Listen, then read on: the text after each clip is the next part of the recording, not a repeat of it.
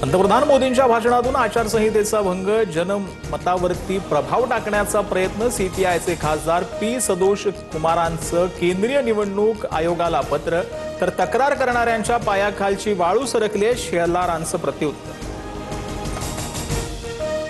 महिला आरक्षण विधेयकाच्या समर्थनार्थ महायुती रस्त्यावर उतरणार. 21 एप्रिल रोजी भव्य मोर्चाचं आयोजन. जांभुरी मैदान ते वरळी डोम दरम्यान मोर्चा काढला जाणार. महिला आरक्षणाच्या आडून घटना दुरुस्तीचा प्रयत्न, मोदींचे बोल हे मगरीच्या डोळ्यातील अश्रू, वडेट्टीवारांची सडकून टीका, तर राज्याप्रमाणे देशातील लाडक्या बहिणी विरोधकांना धडा शिकवणार, शिंदेंचा पलटवार.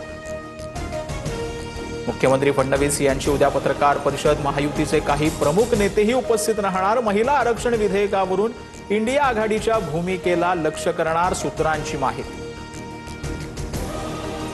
मराठीने येणाऱ्या तरुणावर म्हाडाचे उपाध्यक्ष संजीव जयस्वाल संतापले. तू घुसखोर असशील तर तुला इथूनच उचलून घेऊन जाईन. भाषणादरम्यान पोस्टर दाखवणाऱ्या तरुणाला जयस्वालांची दमदाटी.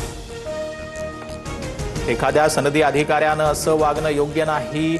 मराठीवर जयस्वालांची भूमिका अयोग्य. मालकासारखं वागू नका, रहिवाशांची माफी मागा. भाजपा आमदार प्रवीण दरेकरांनी म्हाडा उपाध्यक्ष संजीव जयस्वालांना झापलं. अत्याचारी बोंधू अशोक खरातला 5व्या गुन्ह्यात 23 एप्रिल पर्यंत पोलीस कोठडी. खरातचा डिलीट मोबाईल डेटा रिकव्हर. पुरावे नष्ट करण्यासाठी चॅट्स, फोटो, व्हिडिओ डिलीट केले होते. संगमनेरमधील बोंधू राजेंद्र गडगेच्या दत्ताधाम आश्रमाची पोलिसांकडून झाडाझडती. अनेक औषधं जप्त. पंचनाम्यानंतर आश्रम सील, तर यज्ञ करणं गुन्हा नाही, गडगेचा पोलिसांसमोर कांगावा. यवतमाळच्या राळेगावमधील बेपत्ता मुलीच्या प्रकरणामध्ये संशयित आरोपी मजहर कुरेशीच्या घरावर बुलडोजर. प्रकरणात 6 महिन्यात 34 आदिवासी मुली बेपत्ता. ऑडिओ क्लिप व्हायरल झाल्यानंतर प्रकार उघडकीस. नाशिकमध्ये धर्मांतराचं आणखी एक प्रकरण. संशयित आरोपी तजिंदर इनामदारला 22 एप्रिल पर्यंत पोलीस कोठडी. बळजबरीनं तरुणीला दारू सिगरेट पाजून लैंगिक अत्याचार केल्याचा आरोप. बारामती आणि राहुरी पोटनिवडणुकीच्या प्रचारार्थ मुख्यमंत्री फडणवीस मैदानात. उद्यापासून 2 दिवस प्रचार करणार.